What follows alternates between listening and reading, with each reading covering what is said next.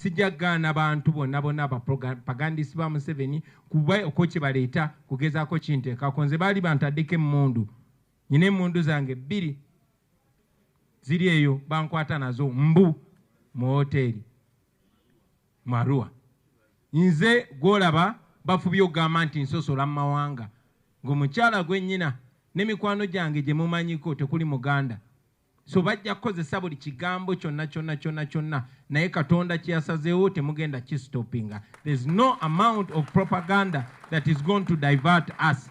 We want to remove Museveni and we are not going to stop. And the people of Uganda are not fools. They are smarter than that. They can see through all this propaganda.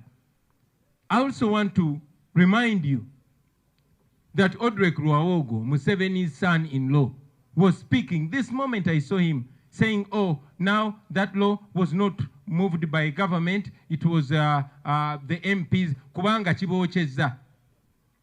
Museveni's son-in-law is traveling to go and explain himself that. And I saw him saying that they want to repeal this law by the end of this year.